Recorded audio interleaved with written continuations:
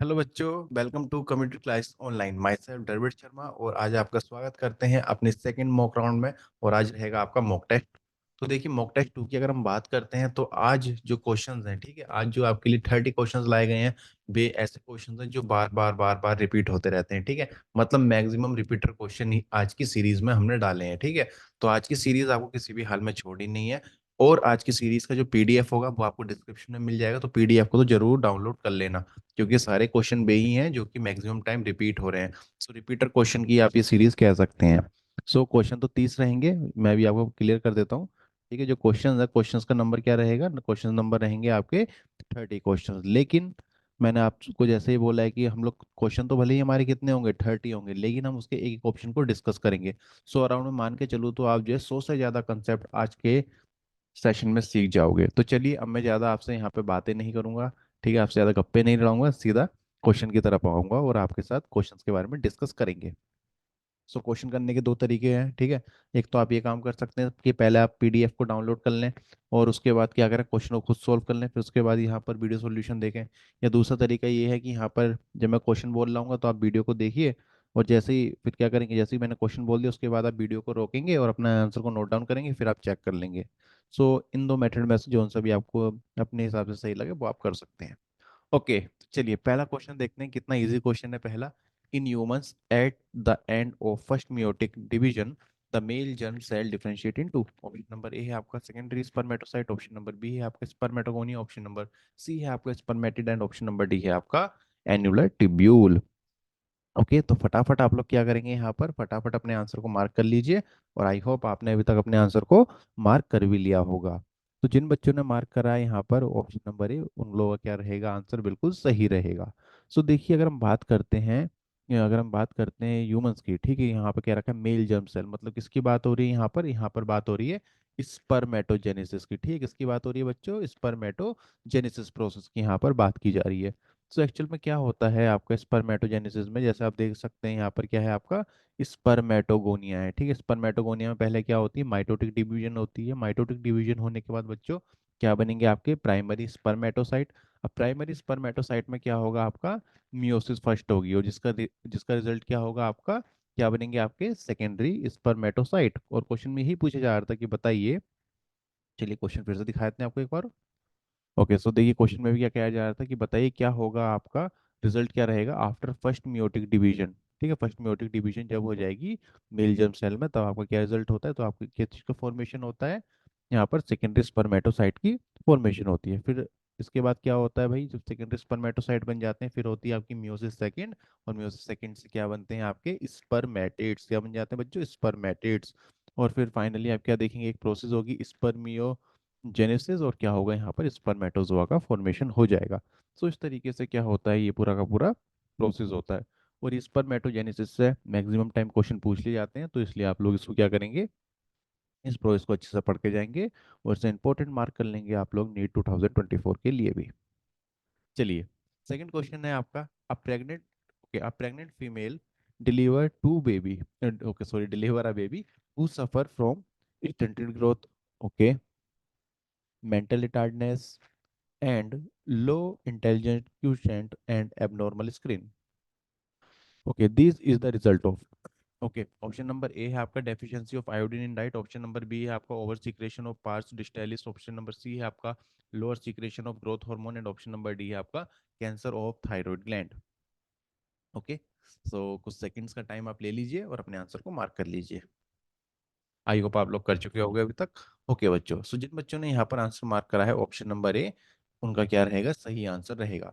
देखिए, हमें क्वेश्चन में कुछ कंडीशन दे रखी है और हमसे क्वेश्चन में कह रहा है कि प्रेग्नेंट महिला है जो जिसने क्या करा है, एक बेबी को डिलीवर करा है, जिसमें क्या देखने के लिए मिल रही है, स्टंटेड ग्रोथ देखने के लिए मिल रही है, मेंटल रिटार्ड टेस्ट देखने के लिए मिल रही है, साथ साथ लो इंटेलिजेंस और एबनॉर्मल स्किन देखने के लिए मिल रही है। ओके, सो ये सारी चीजें जैसे स्टंटेड ग्रोथ हो गई, यहाँ पर मेंटल रिटार्डनेस हो गई, तो ये सब हमें किस चीज का इंडिकेशन दे रही है, ये सब हमें इंडिकेशन दे रही है कि भाई कौन सी कंडीशन रही है, हाइपोथायरॉयडिज्म कंडीशन रही है। कौन सी कंडीशन है, हाइपोथायरॉयडिज्म की कंडीशन रही है। और यहाँ पर आप क्या देखेंगे, हाइपोथायरॉयडिज्म में आपने कंडीशन पढ़ी होगी, इस कंडीशन को कहते हैं क्रिटिनिज्म। क्रिटिनिज्म। और क्रिटिनिज्म में आपको क्या क्या कैरेक्टर्स देखने के लिए मिलते हैं कि यहाँ पर क्या देखने के लिए मिलेगा, स्टंटेड ग्रोथ देखने के लिए मिलेगा, मेंटल रिटार्डनेस देखने के लिए मिलेगी, एबनॉर्मल स्किन देखने के लिए मिलेगी, और साथ साथ लो आईक्यू देखने के लिए मिलेगा। तो इसलिए हमारा आंसर क्या हो जाएगा यहाँ पर, ऑप्शन नंबर 1 आपका, या ऑप्शन नंबर ए आपका सही आंसर रहेगा। ओके, चलिए जरा और भी ऑप्शंस को देखते हैं। ऑप्शन नंबर बी क्या है आपका, over secretion of past distalis. तो ये तो होना नहीं था। देखिए अगर हम बात करते हैं यहाँ पर पास्ट डिस्टेलिस से क्या मतलब है, जब पास्ट डिस्टेलिस कह रहे हैं तो यहाँ पर मतलब किसकी बात हो रही है, यहाँ पर एंटीरियर पिट्यूटरी की बात हो रही है। ठीक है, किसकी बात हो रही है भाई, यहाँ पर एंटीरियर पिट्यूटरी ग्लैंड की यहाँ पर क्या हो रही है, बात हो रही है।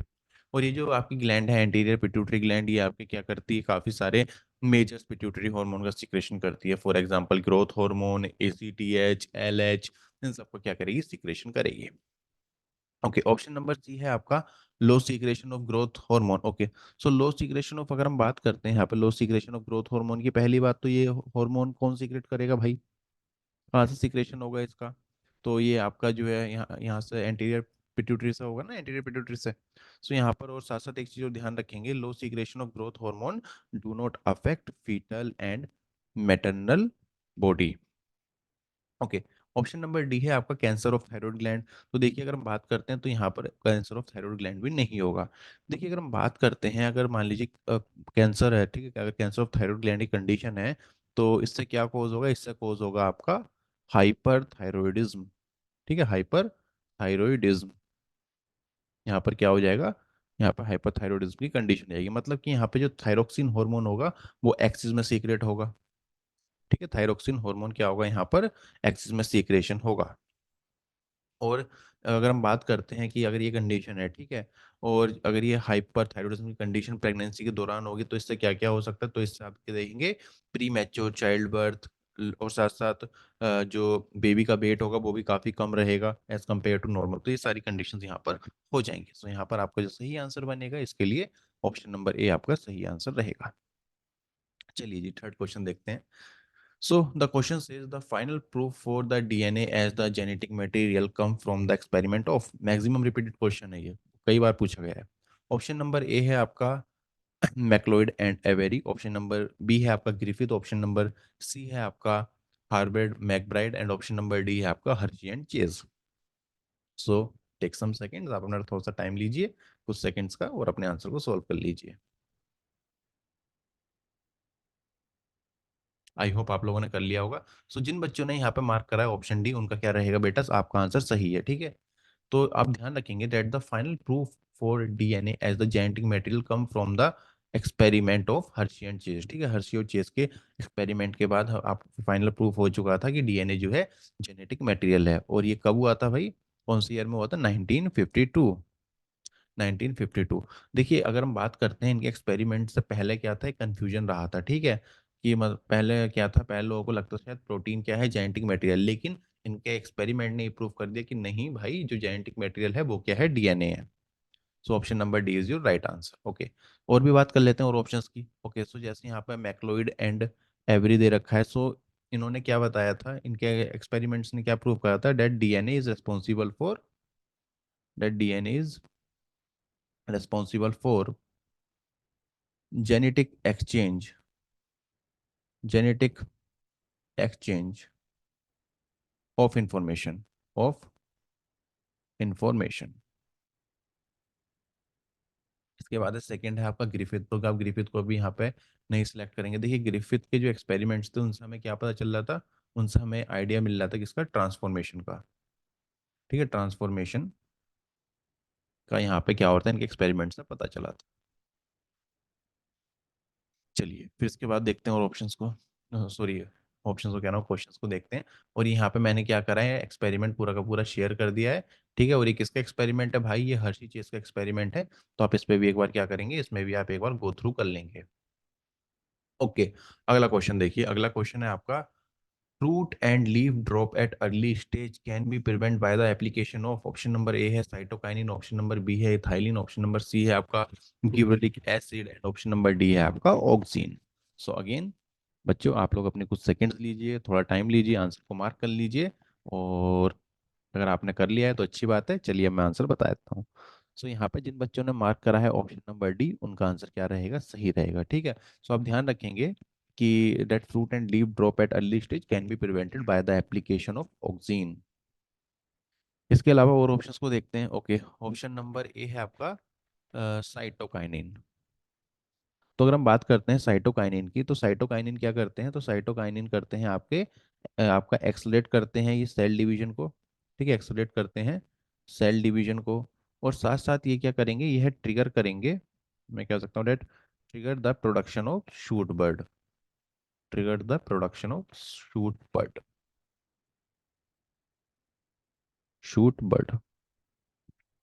ओके, इसके बाद है आपका इथाइलिन। इथाइलिन भी आपका यहाँ पर इनकरेक्ट रहेगा। देखिए, अगर हम इथाइलिन की बात करते हैं तो इथाइलिन किस चीज़ में रोल प्ले करेगा, ये आपका राइपनिंग ऑफ फ्रूट में रोल प्ले करेगा, राइपनिंग ऑफ फ्रूट में रोल प्ले करेगा। फिर इसके बाद है आपका गिबरेलिक एसिड। गिबरेलिक एसिड की अगर हम बात करते हैं तो ये जो गिबरेलिक एसिड है ये क्या करता है भाई, ये आपका ब्रेक करेगा सीड डोरमेसी को, break seed dormancy and leading to germination, and lead to germination, and lead to germination. जब ये सीड डोर में से ब्रेक हो रही है तो उससे क्या होगा, फिर उसके आगे चल के यहाँ पे क्या होगा, जर्मिनेशन नहीं होगा। तो यहाँ पर आपका करेक्ट आंसर बन जाएगा बच्चों ऑक्सिन। चलिए अगला क्वेश्चन देखते हैं। ओके, अगला क्वेश्चन आ गया आपका cell cycle and cell division से, और क्वेश्चन है आपका arrange the following event of meiosis in a correct sequence. Okay, आपको इवेंट्स दे रखे हैं, जैसे आपको दे रखा है क्रॉसिंग ओवर दे रखा है, आपको यहाँ पे साइनेप्सिस दे रखा है, यहाँ पे आपको टर्मिनलाइजेशन ऑफ चियाज़ दे रखा है, और आपको यहाँ पर डिसअपियरेंस ऑफ न्यूक्लियस दे रखा है। तो इस क्वेश्चन को इंपॉर्टेंट मार्क कर लेंगे। ठीक है, यहाँ से क्वेश्चन, इस तरह के क्वेश्चन काफ़ी पूछे जाते हैं। अगेन इंपॉर्टेंट प्रॉब्लम, और इससे हम एक्सपेक्ट कर रहे हैं कि शायद ये 2024 में आपको देखने के लिए मिल जाए। तो चलिए, टेक योर टाइम, वीडियो को रोक लीजिए और अपने आंसर को मार्क कर लीजिए। चलिए अब मैं यहाँ पे आंसर बता देता हूँ। आई होप आपने भी अभी तक अपनी नोटबुक में आंसर लिख लिया होगा। चलिए, तो देखिए यहाँ पे अगर हम बात कर रहे हैं तो यहाँ पे किसकी बात हो रही है भाई, यहाँ पर हो रही है मियोसिस की बात। ठीक है, मियोसिस की बात हो रही है। सो मियोसिस में भी बात करेंगे तो यहाँ पर किसकी बात हो रही है भाई, यहाँ पर होगी मियोसिस फर्स्ट की बात। मियोसिस फर्स्ट की बात, और मियोसिस फर्स्ट में आपने डिफरेंट डिफरेंट फेज पढ़े होंगे, जैसे प्रोफेज फर्स्ट, इस तरीके से पढ़ा होगा। तो इसमें भी हम लोग किसकी बात करेंगे, प्रोफेज फर्स्ट की बात करेंगे।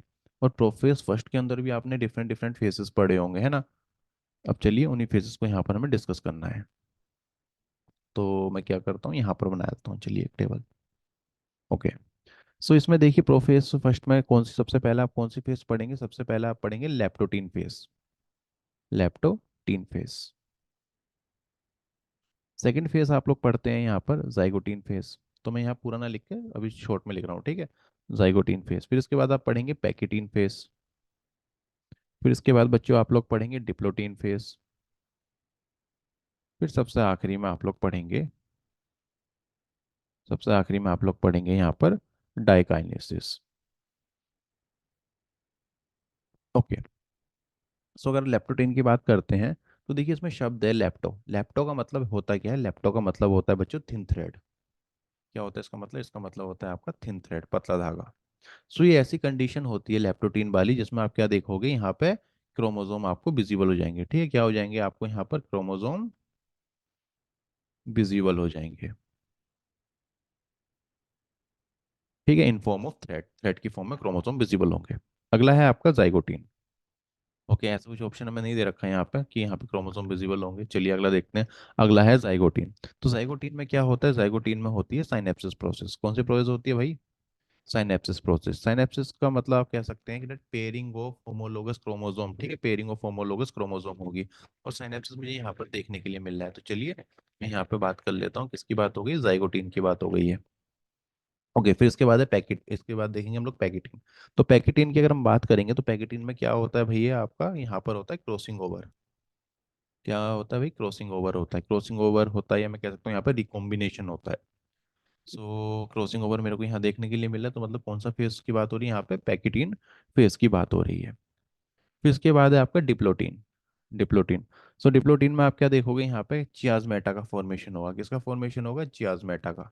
और मेरे को यहाँ पे देखने के लिए भी मिल रहा है भाई, है ना, टर्मिनलाइजेशन ऑफ चियाज़मेटा। सो यहाँ पे किसकी बात हो रही है आपकी, यहाँ पर डिप्लोटीन की बात हो रही है। और डाइकाइनेसिस में आप क्या देखोगे, ये वाली जो स्टेज होती है यहाँ पे डिसअपियरेंस होना चालू हो जाता है न्यूक्लियस का और न्यूक्लियर मेम्ब्रेन वगैरह का। ठीक है, डिसअपियर होना चालू हो जाता है। सो ये कंडीशन मेरे को देखने के लिए मिल रही है यहाँ पर कौन डाइकाइनेसिस की। सो मेरे सामने सारी स्टेज आ चुकी है और मुझे पता है भाई सबसे पहले मैं यहाँ पे किससे चूज करूंगा।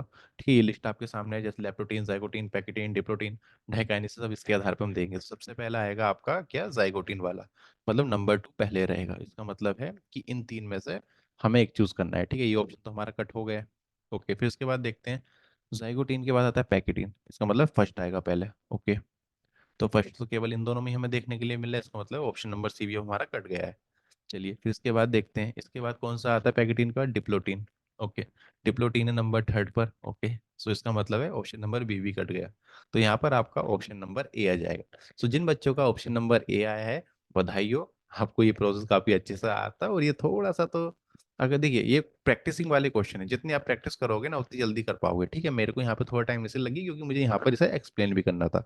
लेकिन अगर आपको आता होगा तो आप इस क्वेश्चन में ज़्यादा टाइम नहीं लगाएंगे और इस क्वेश्चन को काफ़ी इजीली टैकल कर पाएंगे। और ये सारे इंपॉर्टेंट पॉइंट्स थे। ठीक है, ये क्वेश्चन भी इंपॉर्टेंट है क्योंकि इसमें सारे कंसेप्ट कवर हो गए यहाँ पर प्रोफेस फर्स्ट के। तो इस तरह का क्वेश्चन अगर आ जाता है और आपको कंसेप्ट आता है तो आप काफ़ी इजीली कर लोगे। ओके, चलिए अब अगला सवाल देखते हैं। अगला सवाल है बच्चों आपका। ओके, ये क्वेश्चन मैंने आप लोगों के लिए डिजाइन करा है। ठीक है, ये क्वेश्चन मैंने आप लोगों के लिए खास करके डिजाइन करा है, फ्रॉक सा क्वेश्चन है। चलिए देखिए क्या है क्वेश्चन। क्वेश्चन कह रहा है आपसे कि बताइए regarding the, okay, regarding frock select the correct option from the following statement. तो यहाँ पर आपको कुछ स्टेटमेंट दे रखे हैं, उसके रिगार्डिंग में आपको फ्रॉक के लिए क्या करेक्ट है बताना है। ऑप्शन नंबर ए है आपका frog does not show hibernation. Option number B है आपका frog show double circulation. Option number C है आपका frog liver secrete bile and store in gall bladder. Option number D है आपका आरबीसी आर न्यूक्लिएटेड। ओके, तो ये आपको चार डिफरेंट डिफरेंट स्टेटमेंट दे रखे हैं, उसके आधार पर आपको यहाँ पर ABCD में से आपको चूज करना है कि कौन से स्टेटमेंट आपके करेक्ट हैं। तो चलिए आप लोग अपना फटाफट टाइम ले लीजिएगा कुछ सेकंड्स का और आप लोग इसको सॉल्व कीजिए। आई होप आप लोगों ने अभी तक कर लिया होगा, वीडियो को रोक के अपनी नोटबुक में आपने आंसर लिखा होगा। तो चलिए देखते हैं कौन सा यहाँ पर कितने बच्चों का आंसर सही है। तो पहला यहाँ पे स्टेटमेंट कह रहा है frog does not show hibernation, गलत है। फ्रॉग हाइबरनेशन को शो करता है। चलिए, सेकंड है आपका फ्रॉग्स तो डबल सर्कुलेशन, गलत। फ्रॉग किस में आ गया भाई, एम्फीबियन में आ गया है ना, एम्फीबिया में आ गया। और हमने पढ़ रखा है बॉडी फ्लूइड सर्कुलेशन में भी पढ़ा होगा आपने कि अगर बात करते हैं किसकी, अगर हम बात करते हैं एम्फीबिया की, हम बात करते हैं अगर किसके, रेप्टाइल्स की, तो ये क्या दिखाती हैं आपका, ये दिखाती हैं आपका इनकम्प्लीट सर्कुलेशन। क्या दिखाती हैं भाई, इनकम्प्लीट सर्कुलेशन दिखाती हैं।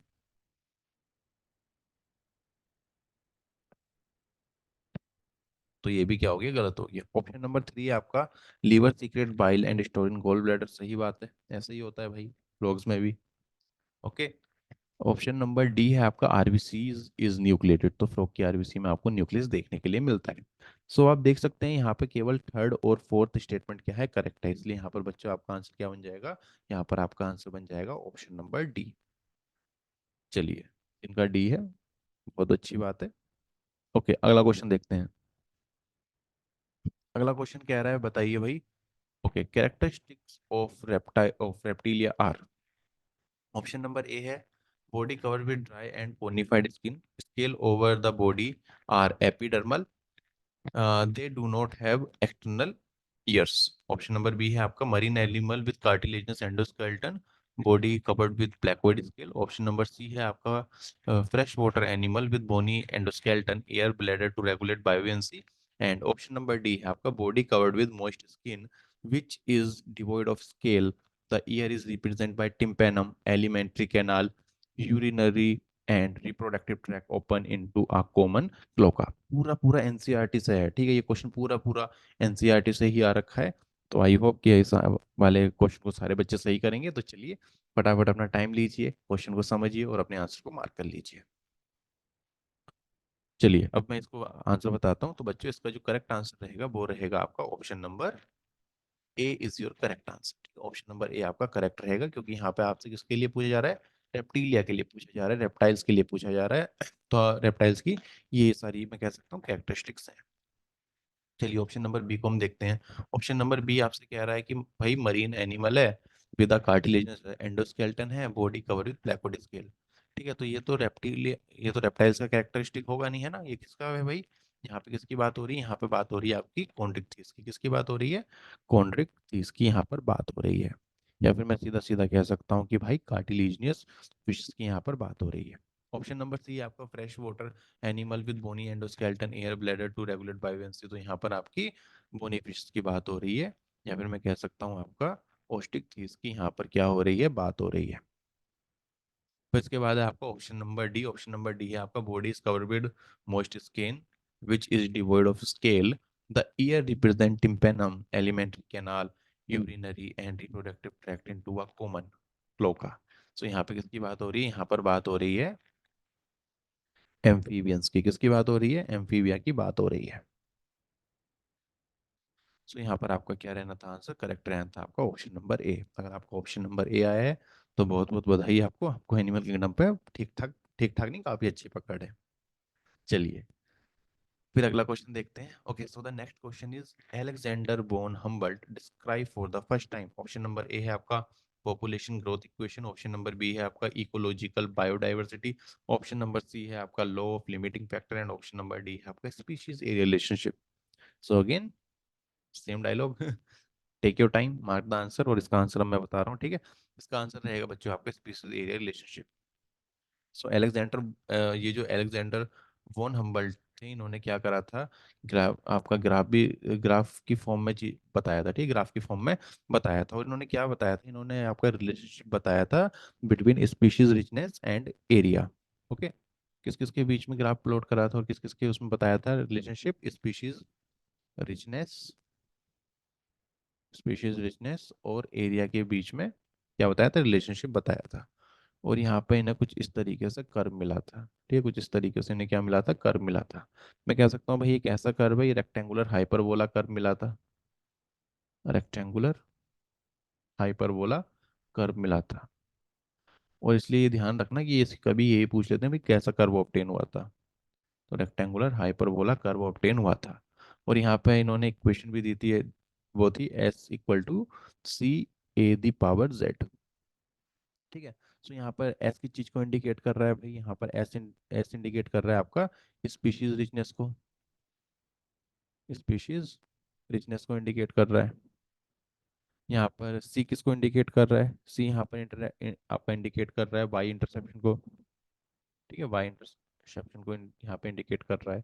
ए आपका इंडिकेट कर रहा है एरिया को, और यहाँ पे जो जेड है, जेड इंडिकेट कर रहा है आपका किसको? स्लोप ऑफ लाइन को, ठीक है, स्लोप ऑफ लाइन को यहाँ पे इंडिकेट कर रहा है। तो ये चीज आप लोग ध्यान रखेंगे। अगर इसी हम लोग लॉग फॉर्म में लिखें, ठीक है, अगर लॉग की फॉर्म में लिखना है तो आप लोग किस तरीके से लिखेंगे और आपको कैसे मिल जाएगी, किस तरह की स्ट्रेट लाइन मिल जाएगी? सो लॉग की फॉर्म में क्या रहेगा? That log S equal to log C plus Z log A. और यहाँ पे ध्यान रखेंगे अलेक्जेंडर वॉन हम्बल्ट ने क्या डिस्क्राइब करा था? स्पीशीज एरिया रिलेशनशिप आपका डिस्क्राइब करा था, जिसमें कि स्पीशीज रिचनेस और एरिया के बीच का रिलेशनशिप बताया गया था। चलिए, ये इस तरह का रहेगा आपका, ठीक है। ये एनसीईआरटी की इमेज है यहाँ पर। ओके, अगला क्वेश्चन देखिए आपका, which kind of therapy was given in 1992 a 4 year old girl with ADA deficiency? Option number A है आपका radiation therapy, option number B है आपका gene therapy, option number C है आपका रेडिएशन थेरेपी, ये दो बार रिपीट हो गया है ना, ऑप्शन नंबर ए दो बार रिपीट हो गया, एंड ऑप्शन नंबर डी है आपका इम्यूनोथेरेपी। तो यहाँ पर फटाफट अपने आंसर को मार्क कीजिए। ओके, सो आई होप आपने अभी तक कर लिया होगा, और यहाँ पे जो आपका आंसर रहेगा वो रहेगा आपका ऑप्शन नंबर बी, ठीक है, ऑप्शन नंबर बी आपका रहेगा जीन थेरेपी। और तो जीन थेरेपी एक्चुअल में है क्या? तो अब मैं आप कह सकते हैं that gene therapy is a method the gene are introduced into the body to cure the disease, ठीक है, तो इसे हम लोग क्या कहते हैं भाई? जीन थेरेपी कह देते हैं। ओके, अगला क्वेश्चन देखिए। अगला क्वेश्चन है आपका, grafted kidney may be rejected in a patient due to. Option number A है आपका cell mediate immune response, option number B है आपका passive immune response, option number C है आपका innate immune response, and option number D है आपका humoral immune response. So take your time, and the correct answer is it's a cell mediate immune response. Okay, इस तरह का response है भाई, ये सेल मीडिएट इम्यून रिस्पांस होता है।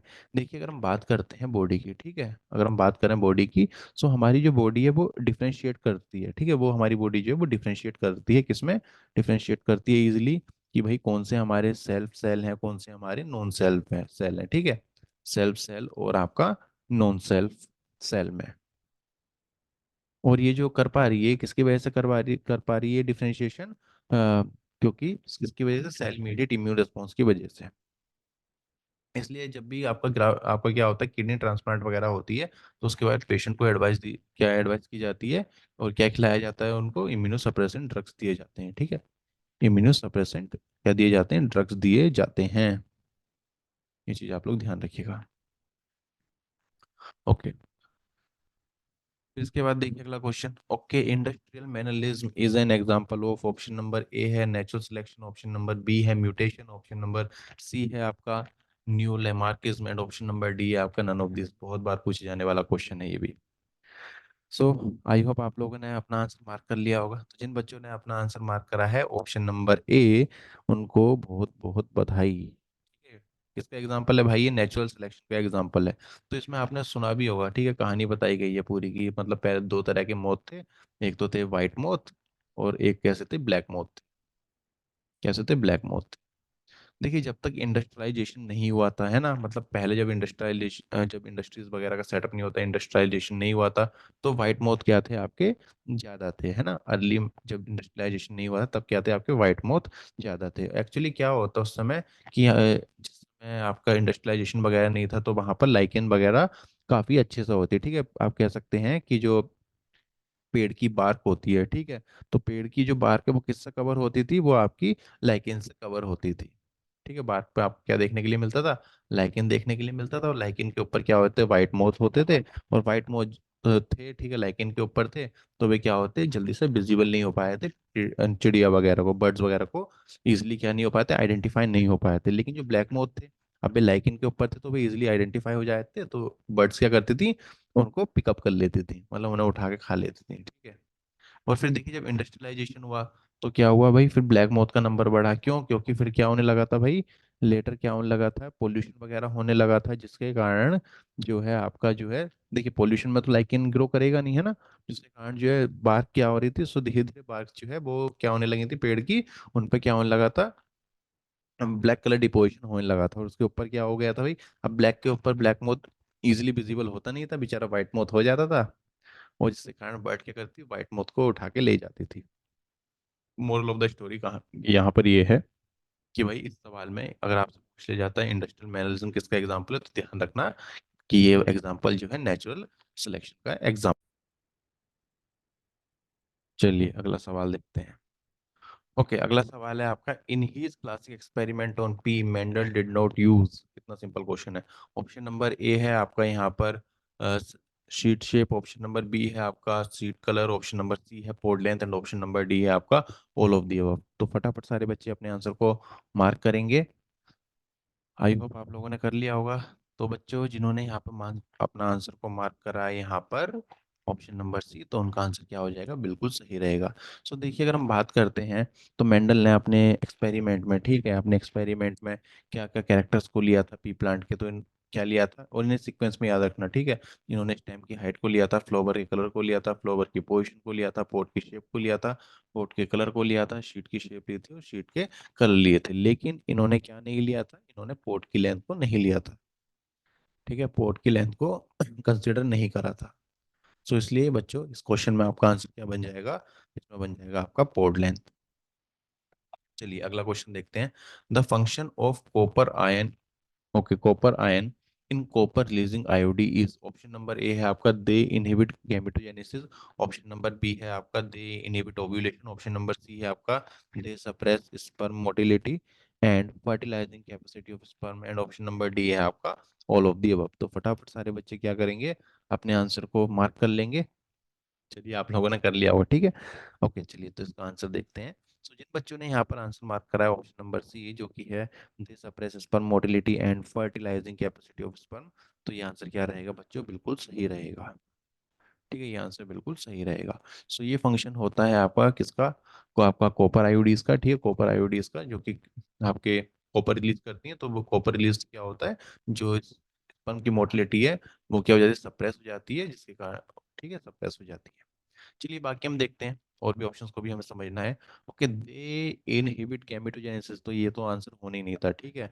और ये बात आपको भी पता होगा कि जो आईओडी का कोई इफेक्ट नहीं होता किस पे, गैमेटोजेनेसिस पर। तो चलिए मैं लिख देता हूँ यहाँ पर, IOD has no effect on, no effect on gametogenesis. Second है आपका इन दे इनहिबिट ओव्यूलेशन। सो देखिए, दे इनहिबिट ओव्यूलेशन में आपका यहाँ पे कौन सी आईओडी बन सकती थी, यहाँ पर आपकी हार्मोनल आईओडीज में क्या देखोगे आप लोग, अगर आप हार्मोनल आईओडीज को पढ़ेंगे और समझेंगे तो आपको पता चलेगा कि जो हार्मोनल आईओडीज हैं ये क्या करती हैं, ये ओव्यूलेशन को इनहिबिट करती हैं। कैसे करती हैं काफी डिटेल में है, वो कभी हम लोग बाद में समझेंगे आराम से, जब कभी एक लंबा सा सेशन कर रहे होंगे पर्टिकुलर इस चैप्टर पर। तो यहाँ पर आपको ऑप्शन नंबर सी को मार्क कर देना है। चलिए अगला देखिए, अगला क्वेश्चन है आपका, which of the following statement is not. Okay, option number A है आपका tapetum help in dehiscence of anther. Option number B है आपका exine of pollen grain is made up of sporopollenin. Option number C है आपका most of the species of pollen grain can cause allergic reaction. And option number D है आपका none of this. तो फटाफट इस video को रोकिए और अपने आंसर को मार्क कीजिए। और आई होप बच्चों आप लोगों ने यहाँ पे अपने आंसर को मार्क कर लिया होगा। सो जिन बच्चों ने यहाँ पर मार्क करा है ऑप्शन नंबर ए, उनका आंसर रहेगा बिल्कुल सही, क्योंकि आपसे क्या पूछा जा रहा है क्वेश्चन में, नॉट ट्रू, मतलब आपसे किस कौन सा स्टेटमेंट पूछा जा रहा है यहाँ पर आपसे, यहाँ पर आपसे पूछा जा रहा है फॉल्स स्टेटमेंट, ठीक है, फॉल्स स्टेटमेंट यहाँ पर आपसे पूछा जा रहा है। सो देखिए, अगर हम बात करते हैं टेपिटम की, तो टेपिटम किस चीज में हेल्प करता है, तो टेपिटम क्या करता है बच्चों, टेपिटम आपका नरिशमेंट प्रोवाइड करता है, ठीक है, नरिशमेंट प्रोवाइड करता है किसे, स्पोरोजिनस टिश्यू को,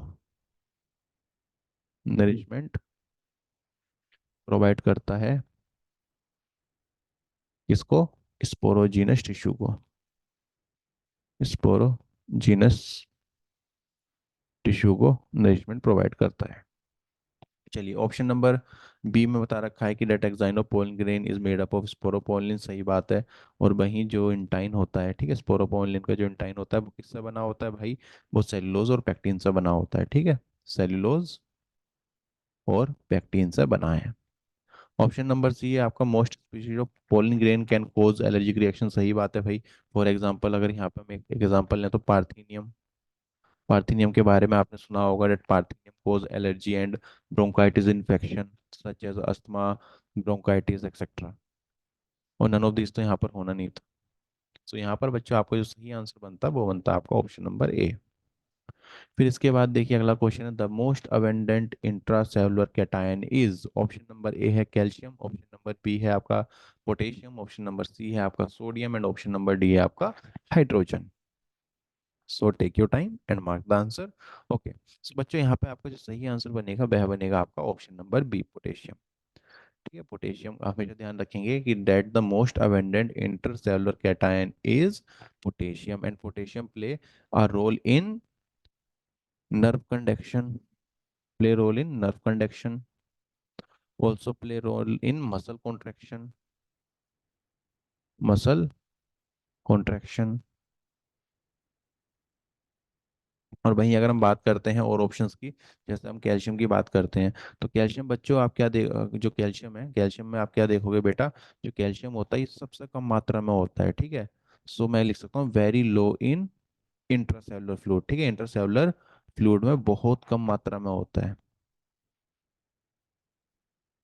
और भाई अगर हम बात करते हैं किसी सोडियम की, तो सोडियम जो होता है यह आपका एक्स्ट्रा सेलुलर फ्लूइड में ज़्यादा मात्रा में होता है, ठीक है, एबंडेंट उसमें हम कहेंगे कहाँ पर होगा, एक्स्ट्रा सेलुलर फ्लूइड में प्रेजेंट होगा। और अगर हम बात करते हैं यहाँ पे हाइड्रोजन आयन की, तो हाइड्रोजन यहाँ पे जो हाइड्रोजन्स होते हैं, ठीक है, वे कहाँ मिलते हैं, हाइड्रोजन एसिड जनरली आप क्या देखेंगे कि आपके एक्वस सॉल्यूशन में होंगे, aqueous solution of all acids में देखने के लिए मिलेंगे। तो यहाँ पर आपका जो सही आंसर बनेगा वह बनेगा आपका ऑप्शन नंबर बी।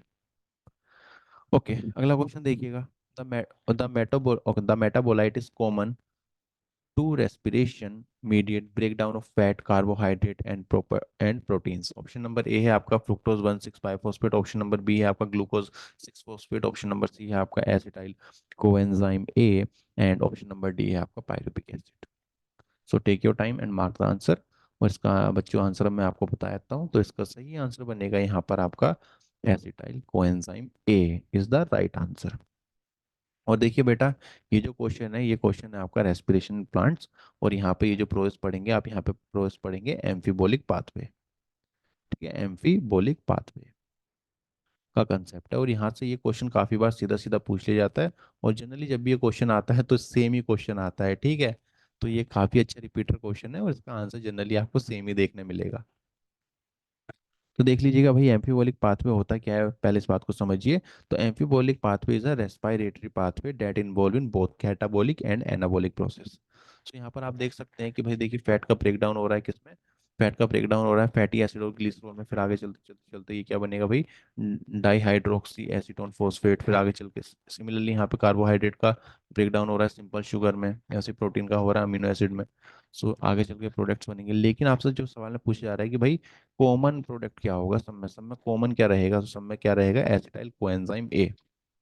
ठीक है, एसिटाइल कोएंजाइम ए सब में क्या रहेगा, कॉमन रहेगा। चलिए अगला क्वेश्चन देखते हैं। अगला क्वेश्चन है the okay these about enzyme is incorrect. Option number A है आपका enzymes are highly specific. Option number B है आपका enzyme are denatured at high temperature. Option number C है आपका enzyme require optimum pH and temperature for maximum activity. And option number D है आपका enzyme are mostly protein but some are lipid also. तो आपको यहाँ पर incorrect statement बताना है। तो चलिए, अभी तक तो शायद बहुत से बच्चों ने बता भी दिया होगा। तो यहाँ पर बच्चों इनकरेक्ट कौन सा रहेगा, ऑप्शन नंबर डी यहाँ पर रहेगा इनकरेक्ट। क्यों, देखिए अगर हम बात करते हैं एंजाइम्स की तो हमेशा ध्यान रखिएगा that all enzymes are protein, all enzymes are protein and enzymes are made up of and enzymes are made up of long chain of protein, long chain of protein, and proteins are made up of amino acids. ठीक है, amino acid मतलब monomers unit होगा क्या आपके, amino acids protein के लिए। और protein की लंबी लंबी चेन से क्या बनाए, एंजाइम बनाए। सो यहाँ पर ऑप्शन नंबर डी आपका सही आंसर हो जाएगा। ओके, अगला क्वेश्चन है आपका flower in China rose are. Option number A है actinomorphic hypogynous with valvate aestivation. Option number B है आपका actinomorphic hypogynous with twisted aestivation. Option number C है आपका zygomorphic epigynous and twisted aestivation. Option number D है आपका zygomorphic hypogynous and imbricate aestivation. So यहाँ पर अपने आंसर को फटाफट मार्क कर लीजिए। ठीक है, अपने आंसर को फटाफट मार्क कर लीजिए। और यहाँ पे देखिए एक बड़ा प्यारा सा चाइना रोज आप लोगों की स्क्रीन पर अभी आ रहा होगा, है ना। चलिए, आप लोगों ने अपना आंसर मार्क करा। तो इसका आंसर क्या रहेगा बच्चों, इसका आंसर रहेगा आपका option number B is the right answer. ठीक है, ऑप्शन नंबर बी यहाँ पे क्या रहेगा, राइट आंसर रहेगा। तो ध्यान रखिएगा बेटा, ये जो चाइना रोज है इसके बारे में, ठीक है, कुछ पॉइंट्स याद रखिएगा। जैसे पहला पॉइंट आप क्या ध्यान रखेंगे कि जो चाइना रोज है, ठीक है, ये जो चाइना रोज है यहाँ पर अगर बात कर रहे हैं तो यहाँ पर कैसा वो देखने के लिए मिलेगा, ट्विस्टेड देखने के लिए मिलेगा। ठीक है, यहाँ पर आपको ट्विस्टेड देखने के लिए मिलेगा, ट्विस्टेड एक्सटिवेशन यहाँ पर आपको देखने के लिए मिलेगी। अब देखिए ट्विस्टेड एक्सटिवेशन का मतलब क्या होगा कि यहाँ पर जो ओवरलैपिंग होगी वो एक डायरेक्शन में होगी। मतलब अगर इस तरीके से आप देखोगे तो ओवरलैपिंग जो होगी कुछ इस तरीके से हो जाएगी। ठीक है, इस तरह की ओवरलैपिंग होगी। मतलब मैं कह सकता हूँ कि यहाँ पे जो ओवरलैपिंग है, यहाँ पे जो ओवरलैपिंग है वो आपकी वन डायरेक्शन में है। ठीक है, एक डायरेक्शन में ओवरलैपिंग है। इसके साथ साथ अगर हम बात करते हैं यहाँ पर ओवरी कैसी मिलती है, तो यहाँ पर आपको मिलती है सुपीरियर ओवरी, सुपीरियर ओवरी। और सुपीरियर ओवरी के लिए मैं क्या टर्म यूज करूंगा, मैं टर्म यूज कर सकता हूँ हाइपोगाइनस, हाइपोगाइनस। और अगर मैं बात करता हूँ सिमेट्री की, तो यहाँ पर आपको रेडियल सिमेट्री मिलेगी। और प्लांट में हम लोग रेडियल सिमेट्री यूज ना करके क्या टर्म यूज करते हैं, हम लोग यूज करते हैं एक्टिनोमॉर्फिक, एक्टिनोमॉर्फिक टर्म का हम यूज करते हैं। तो ये तीन पॉइंट्स आप लोग ध्यान रखेंगे चाइना रोज के रिगार्डिंग।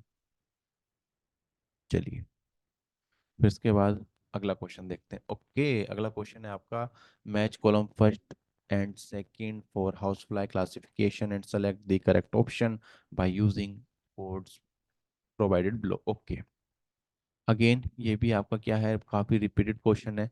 और लिविंग वर्ल्ड से क्वेश्चन आ रहा है ना, तो ये मान के चलना कि इसी टाइप का क्वेश्चन होगा। ऐसे ही मिलता जुलता कुछ क्वेश्चन रहेगा। ठीक है, जो आपको टेबल दे रखा है ना, वहाँ पर टेबल में भी आपको आगे दिखाऊंगा, तो उसे अच्छे से कर लेना, वहाँ से क्वेश्चन आते ही आता है। तो यहाँ पर आई होप आप सारे बच्चों ने मार्क कर लिया होगा। ओके, तो जिन बच्चों का आंसर आया है यहाँ पर ऑप्शन नंबर डी, उनका क्या रहेगा बेटा, सही रहेगा। ठीक है, जिन बच्चों का यहाँ पर ऑप्शन नंबर डी आया है। सो देखिए, अगर हम बात करते हैं सबसे पहले, ठीक है, यहाँ पे देख लेते हैं, चलिए। क्या है आपकी हाउस फ्लाई है ना, तो हाउस फ्लाई का जो आपका फाइलम रहेगा वो क्या रहेगा आपका, फाइलम रहेगा आर्थ्रोपोडा। इंसेक्ट्स में पढ़ते हो ना, तो फाइलम क्या रहेगा यहाँ पर, आर्थ्रोपोडा। फिर ऐसे ही हम लोग अगर बात करते हैं इसकी यहाँ पर किसकी, ऐसे ही अगर हम क्लास देखेंगे यहाँ पर, तो इसकी क्लास क्या रहेगी, इंसेक्ट, एक सी क्लास रहेगी इंसेक्टा। ऐसे ही अगर आप ऑर्डर देखोगे, इसका ऑर्डर क्या रहेगा आपका, डिप्थेरा। और आप फैमिली देखेंगे तो फैमिली क्या रहेगी आपकी, मस्कीडिया। और इस तरह के क्वेश्चन करने के लिए आपको ये वाला टेबल अच्छे से याद कर लेना, इंपॉर्टेंट मार्क कर रहा हूँ, यहाँ से क्वेश्चन पूछा जाएगा। लिविंग वर्ड से क्वेश्चन आया तो मैक्सिमम चांस मान के चलो कि इसी टेबल से आपका क्वेश्चन होगा। ठीक है, जैसे ये भी हाउस फ्लाई के ऊपर आपका सवाल आया था, तो इस तरह के क्वेश्चन यहाँ से बन जाएंगे, और मैच द फॉलोइंग काफ़ी अच्छे से बनेंगे यहाँ से अगर आता है तो। ओके, चलिए अगला क्वेश्चन है आपका, as per the fluid mosaic model plasma membrane is composed of. Option number A है phospholipid and integral protein, option number B है आपका phospholipid extrinsic protein and intrinsic protein, option number C है phospholipid and hemicellulose, and option number D है आपका phospholipid and oligosaccharide. तो फटाफट अपने answer को मार्क कर लीजिए। चलिए, जिन अगर आई होप आपने आंसर मार्क करा होगा। सो जिन बच्चों ने आप अपना आंसर मार्क करा है ऑप्शन नंबर बी, तो उनका क्या रहेगा, आपका आंसर सही रहेगा। देखिए, अगर हम बात करते हैं फ्लूइड मोज़ेक मॉडल की, तो फ्लूइड मोज़ेक मॉडल किसने दिया था भाई, यह दिया था सिंगर एंड निकलसन ने। ठीक है, सिंगर एंड निकलसन ने ये आपको मॉडल दिया था। कब दिया था भाई, 1972 में ये मॉडल दिया गया था। और इस मॉडल ने क्या बताया था कि जो प्लाज्मा मेम्ब्रेन है इसका नेचर कैसा होता है, quasi fluid nature, quasi fluid nature. और इन्होंने और साथ साथ स्ट्रक्चर को काफ़ी अच्छे से बताया था भाई, लिपिड की दो लेयर्स हैं, बाई लेयर है। और यहाँ पर आपको प्रोटीन्स भी देखने के लिए मिलते हैं। ठीक है, इंटीग्रल प्रोटीन, आपके एक्सट्रेंसिक प्रोटीन, इंट्रेंसिक प्रोटीन, इस तरह के प्रोटीन्स की भी चर्चा की थी। फिर इसके बाद अगला क्वेश्चन देखिए। ओके, अगला क्वेश्चन है आपका, pick the incorrect statement. Biological classification से ये सवाल आ गया है ना, और आपको यहाँ पे मॉडल्स देख के भी समझ में आ गया होगा। ओके, ऑप्शन नंबर ए है आपका, neurospora is used in the study of biochemical genetics, option number B है penicillium is a multicellular and produce antibodies, option number C है आपका, yeast is a unicellular and used in fermentation, and option number D है आपका, morel and truffle are poisonous mushroom. तो इसमें आपको incorrect statement बताना है। Take your time, and I hope आप लोगों ने अभी तक आंसर मार्क कर भी लिया होगा। ठीक है, तो बच्चों यहाँ पर आपका इनकरेक्ट है कौन सा, option number D, morel and truffle are the poisonous mushroom. ये स्टेटमेंट आपकी इनकरेक्ट है। देखिए, अगर हम बात करते हैं मोरल और ट्रफल की, तो मोरल और ट्रफल कैसे होते हैं बेटा, इडाइबल है ना, खा सकते हैं हम लोग इसको, तो इडिबल मशरूम है। और वहीं आपको एक मज़ेदार बात बताता हूँ, इसमें जितने भी एग्जाम्पल हैं, जैसे न्यूरोस्पोरा हो गया, पेनिसिलियम हो गया, ईस्ट हो गया, मोरल्स एंड ट्रफल हो गए, ये सारे ही एग्जाम्पल किसके हैं, ये सारे के सारे एग्जाम्पल हैं आपके एस्कोमाइसीट्स के। किसके एग्जाम्पल है भाई, एस्कोमाइसीट्स के एग्जाम्पल हो जाएंगे। Okay, next question, this is an incorrect statement for the stomatal apparatus. Option number A है आपका, guard cell are always surrounded by subsidiary cell, option number B है, stomata are involve in a gases exchange, option number C है आपका, inner wall of a guard cell are thick, and option number D है आपका, guard cell okay invariably possess chloroplast and mitochondria. So again same dialogue, take your time and mark the answer. So I hope आपने अब mark कर दिया होगा। तो जिन बच्चों ने अपना आंसर मार्क करा है ऑप्शन नंबर ए, उनका क्या रहेगा, उनका आंसर हो जाएगा सही। देखिए, अगर हम बात करते हैं गार्ड सेल की, तो आप बता सकते हैं that guard cell are surrounded by the stomatal pore. Okay, guard cell are surrounded by stomatal pore, stomatal pore. अब ये क्या होता है, अब हमने इसे काट के इसको सही कर दिया है। ठीक है, तो यहाँ पर आपको क्या बताना था, इनकरेक्ट स्टेटमेंट बताना था, जो कि था ऑप्शन नंबर ए। तो ऑप्शन नंबर ए जिनका सही आया है उनको बहुत बहुत बधाई। इसलिए अब अगला क्वेश्चन देखो। अगला क्वेश्चन है आपका, pick the incorrect statement, plant kingdom से क्वेश्चन है ये। ऑप्शन नंबर ए है आपका, Salvinia ginkgo pinus all are gymnosperm, option number B है आपका, gymnosperm are both homosporous and heterosporous, option number C है आपका, leaves of gymnosperm are not well adapt to extreme climate, and option number D है आपका, sequoia is one of the tallest tree. तो यहाँ पर आपको कैसी स्टेटमेंट बतानी है, करेक्ट स्टेटमेंट बना बतानी है, तो फटाफट चालू हो जाओ। ओके, आई होप अब आप लोगों ने अपना क्वेश्चन का सॉल्यूशन भी नोट डाउन कर लिया होगा। सो यहाँ पर बेटा आपका जो सही आंसर बनेगा वो क्या बनेगा, ऑप्शन नंबर डी। देखिए अगर हम इसकी बात करते हैं, शिकोना की अगर हम बात करते हैं, तो sequoia is a one of the tallest tree. और ये आप किसमें आता है भाई, ये आता है आपका जिम्नोस्पर्म में। किसमें आता है, जिम्नोस्पर्म में आता है। ठीक है, और यहाँ पे इनकी जो हाइट देखी गई है वो 250 से लेके 300 फीट तक इनकी क्या होती है, हाइट होती है। और सबसे लंबा जो शिकोना प्लांट देखा गया है ये आपका 350 फीट का है। वहीं और ऑप्शंस को भी देख लेते हैं। देखिए पहला स्टेटमेंट आपका क्यों इनकरेक्ट था, यहाँ पे जिंको है, पाइनस है, तो ये तो जिम्नोस्पर्म में है, लेकिन साल्विनिया क्या है आपका, salvinia is a pteridophyte. Salvinia is a pteridophyte. Okay, इसके बाद लिखा है gymnosperm are both homosporous and heterosporous. तो देखिए जिम्नोस्पर्म जो होते हैं ये कैसे होते हैं आपके, केवल और केवल होते हैं ये हेटेरोस्पोरस। ठीक है, हेटेरोस्पोरस होते हैं। और इसलिए एनसीईआरटी को अगर आप ध्यान से पढ़ोगे, एनसीईआरटी ने आपको एक लाइन बोली है। एनसीईआरटी आपसे कहती है कि भाई सुनो, दैट द टेरिडोफाइट में आप क्या देखोगे, टेरिडोफाइट्स में एक लाइन उन्होंने मेंशन करी है, that heterospory is a precursor for seed habitat. इसका मतलब है कि भाई जिम्नोस्पर्म में आपको क्या देखने के लिए मिलेंगे, हेटेरोस्पोर्स आपको देखने के लिए मिलेंगे। फिर इसके बाद है आपका leaves of gymnosperm are not well adapted to extreme condition. तो भाई ये जो है आपकी वेल एडेप्टेड है, ठीक है, एक्सट्रीम कंडीशन में। और इसकी अगर मैं लीफ की बात करता हूँ तो इसकी लीफ में आपको थिक क्यूटिकल देखने के लिए मिलेगा, आपको धसा हुआ स्टोमेटा, संकीर्ण स्टोमेटा देखने के लिए मिलेगा, निडल शेप देखने के लिए मिलेगा, जिससे कहानी क्या कर सकती है, डिफरेंट डिफरेंट कंडीशंस में भी रह सकती हैं, जैसे टॉलरेट कर सकती हैं हाई टेम्परेचर, ह्यूमिडिटी और विंड को। तो यहाँ पर आपका बच्चों क्या आंसर बनेगा सही, यहाँ पर आपका आंसर बन जाएगा, कहाँ गया भाई, हाँ ऑप्शन नंबर डी। चलिए अगला क्वेश्चन देखिए, how do the parasympathetic neural signal effect the working of the heart. Option number A है आपका both heart rate and cardiac output increase. Option number B है reduce both heart rate and cardiac output. Option number C है heart rate increase without affecting the cardiac output. And option number D है आपका heart rate decrease but cardiac output increase. So take your time and mark the answer. और मैं अब आपको बता रहा हूँ यहाँ पर सोल्यूशन। तो बच्चों जिन बच्चों का आंसर यहाँ पर ऑप्शन नंबर बी आया है तो उन्हें बहुत बहुत बधाई, यहाँ पर ऑप्शन नंबर बी ही आपका सही रहेगा। सो देखिए आपसे क्या कह रखा है, यहाँ पे आपसे क्या रखा है, पैरासिम्पैथेटिक न्यूरल सिग्नल। और हमको पता है कि भाई पैरासिम्पैथेटिक नर्व जो होती है ये क्या रिड्यूस करती है, ये रिड्यूस करती है आपका रेट ऑफ हार्ट बीट। ठीक है, पैरासिम्पैथिक नर्व क्या करेगी, रेट ऑफ हार्ट बीट को क्या करेगी, कम करेगी। अगर रेट ऑफ हार्ट बीट कम हो गया तो कार्डिक आउटपुट क्या हो जाएगा, कम हो जाएगा। क्यों, कार्डिक आउटपुट का फॉर्मूला क्या होता है, stroke volume into heart beat, into heart beat. So parasympathetic nerve क्या कर रही है, अपना एक्शन कर रही है, जिससे क्या हो रहा है, आपका रेट ऑफ हार्ट बीट गिर रहा है। अब रेट ऑफ हार्ट बीट गिर रहा है तो भाई कार्डिक आउटपुट का तो फॉर्मूला यही है, stroke volume into heart beat. तो यहाँ पे हार्ट बीट गिरेंगे तो कार्डिक आउटपुट भी गिरेगा। तो इसलिए आपका ऑप्शन नंबर बी क्या हो जाएगा, यहाँ पर करेक्ट आंसर हो जाएगा। चलिए अगला क्वेश्चन देखिएगा, in humans during muscle contraction.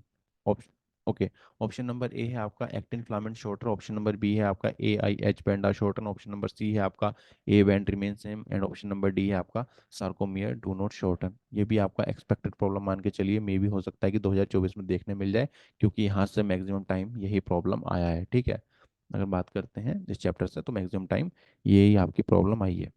तो चलिए मार्क कर लीजिए फटाफट अपने आंसर को। एंड आई होप आप लोग अपने आंसर को मार्क कर चुके होंगे। ओके, सो जिन बच्चों ने यहाँ पर आंसर को मार्क करा है ऑप्शन नंबर सी, उनका आंसर क्या रहेगा, सही रहेगा। देखिए कुछ कंडीशंस है मसल कॉन्ट्रैक्शन के दौरान आपको ध्यान रखनी पड़ेंगी। सो देखिए मसल कॉन्ट्रैक्शन के दौरान क्या होता है, आपका एच जोन क्या होता है, डिसअपियर हो जाता है। ठीक है, एच जोन क्या हो जाएगा, आपका डिसअपियर हो जाएगा। और वहीं अगर हम बात करते हैं किसकी, आई बैंड की, अगर हम बात करते हैं, अगर हम बात करते हैं सार्कोमियर की, तो ये कैसी हो जाएंगी भाई, ये हो जाएंगी शॉर्ट। और ए बैंड जो है वो कैसा रहेगा भाई, ए बैंड आपका सेम रहेगा। और जो आपकी जेड लाइन है वे क्या होंगी, आपकी सार्कोमियर की तरफ को मूव करेंगी, मूव टुवर्ड सार्कोमियर, सार्कोमियर। सो इसलिए यहाँ पर आपका ऑप्शन नंबर ए क्या है, सॉरी ऑप्शन नंबर सी क्या है आपका करेक्ट रहेगा। चलिए अगला क्वेश्चन देखिएगा। Okay, which instrument help in the clinical assessment of pulmonary function. Option number A है आपका स्पाइगोमोनैनोमीटर। ऑप्शन नंबर बी है स्टेथोस्कोप। ऑप्शन नंबर सी है आपका spirometer. And option number D है आपका electrocardiograph. So take your time and mark the answer. I hope you all mark. So बच्चों यहाँ पर आपका आंसर क्या रहेगा, आपका स्पायरोमीटर। ठीक है, तो यहाँ पर किसकी कौन सा इंस्ट्रूमेंट यूज करा जाता है, पल्म to assist to assist of pulmonary function, तो आपका आंसर रहेगा स्पायरोमीटर। और भाई अगर हम बात करते हैं किस किस की, जैसे आपका स्पाइगो मोनानोमीटर हो गया, ठीक है, स्पाइगो मोनोमीटर हो गया। सो इसका यूज क्यों करते हैं, तो इससे क्या मेजर करते हैं, इससे मेजर करते हैं आपका एट्रियल बीपी। एट्रियल बीपी को मेजर करते हैं। स्टेथोस्कोप से क्या करते हैं, यहाँ से हम लोग साउंड लिसन करते हैं।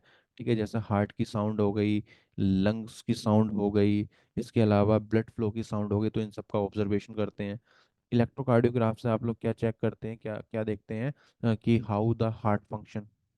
और आपको यहाँ पे ग्राफ ऑप्टेन होता है ना, सी हाउ हार्ट फंक्शन। सो जो आपसे क्वेश्चन में पूछा जा रहा था उसके लिए आपका आंसर क्या बनेगा, स्पायरोमीटर बन जाएगा। चलिए अगला क्वेश्चन देखिएगा, that nuclear envelope is a derivative of, option number A है आपका rough endoplasmic reticulum, option number B है आपका smooth endoplasmic reticulum, option number C है आपका membrane of Golgi complex, and option number D है आपका microtubule. तो फटाफट सारे बच्चे अपने इस आंसर को मार्क कर लेंगे। ओके, तो जिन बच्चों ने मार्क करा है ऑप्शन नंबर ए रफ एंडोप्लाज्मिक रेटिकुलम, उनका आंसर क्या रहेगा, सही रहेगा। देखिए यहाँ पे अगर मैं एक न्यूक्लियस बनाता हूँ, ठीक है, तो आप लोग जानते हैं कि भाई न्यूक्लियस जो है वो डबल मेम्ब्रेन स्ट्रक्चर है। और यहाँ पे आप क्या देखोगे कि यहाँ से क्या निकल रही है, आपकी रफ एंडोप्लाज्मिक रेटिकुलम निकलती है। ठीक है, रफ एंडोप्लाज्मिक रेटिकुलम निकलती है, तो हम इसलिए कह सकते हैं that nuclear envelope is the derivative of rough endoplasmic reticulum. Okay, अगला क्वेश्चन देखिएगा, a cell organelle contain hydrolytic enzyme is, option A है लाइसोसोम, ऑप्शन नंबर बी है माइक्रोसोम, ऑप्शन नंबर सी है ribosome, and option number D है आपका म्यूजोम। कितना simple question है ना। तो इसको तो आप लोगों ने मार्क कर ही लिया होगा। तो जिन बच्चों ने लाइसोसोम मार्क करा है उनका आंसर क्या रहेगा, सही रहेगा। देखिए लाइसोसोम की अगर हम बात करते हैं तो लाइसोसोम में आपको क्या देखने के लिए मिलेंगे, हाइड्रोलाइटिक एंजाइम्स आपको देखने के लिए मिल जाते हैं। और इन हाइड्रोलाइटिक एंजाइम्स का फंक्शन क्या होता है, ये क्या करते हैं, ब्रेक डाउन करते हैं। अब किसका ब्रेक डाउन करेंगे, ये ब्रेक डाउन करेंगे फैट का, कार्बोहाइड्रेट का, प्रोटीन का, तो इन सब का ब्रेक डाउन करते हैं। ओके, फिर इसके बाद है a true fruit develop in, option number A है आपका मैंगो, ऑप्शन नंबर बी है टोमेटो, ऑप्शन नंबर सी है आपका P, and option number D है ओल। और ये भी इंपॉर्टेंट क्वेश्चन है, कई बार पूछा जाता है ड्रू फ्रूट में। ठीक है, तो ड्रू फ्रूट में दो एग्जांपल आप लोग ध्यान रख लेना, और पहले आंसर मार्क कर दो, और मुझे लग रहा है अब तक आपने आंसर मार्क कर दिया होगा। सो ड्रू फ्रूट में एक तो मैंगो और कोकोनट। ठीक है, ये दोनों ड्रू फ्रूट हैं। ड्रू फ्रूट का मतलब एक्चुअल में होता क्या है, ड्रू फ्रूट का मतलब होता है आपका स्टोनी फ्रूट। ठीक है, ड्रू फ्रूट क्या होता है, आपका स्टोनी फ्रूट होता है। और इसमें आप क्या देखेंगे, मैंगो में आपको क्या देखने के लिए मिलती है, स्टोनी एंडोकार्प देखने के लिए मिलती है, स्टोनी एंडोकार्प, जिसको आम भाषा में हम लोग आम में क्या कहते हैं, गुठली कहते हैं। सो वो क्या है आपकी स्टोनी एंडोकार्प। चलिए अब आते हैं हम लोग लास्ट क्वेश्चन पर। ओके, लास्ट क्वेश्चन है आपका। चलिए आपका लास्ट क्वेश्चन को एक काम करते हैं, ये हम डालते हैं आपको होमवर्क पे। ठीक है, कुछ छोटा मोटा होमवर्क तुम लोग भी करो। ठीक है, तो अब मैं कैसे चेक करूंगा कि आप लोगों ने होमवर्क करा है या नहीं, तो उसके लिए तुमको यूज़ करना पड़ेगा कमेंट सेक्शन। तो कमेंट सेक्शन का यूज़ करना, इसका आंसर देना, फिर मैं समझ जाऊंगा कि हाँ भाई आपने पूरा लेक्चर देखा है और आपने सारे कंसेप्ट समझे हैं, और इस तरीके से हम लोग आइडेंटिफाई कर लेंगे।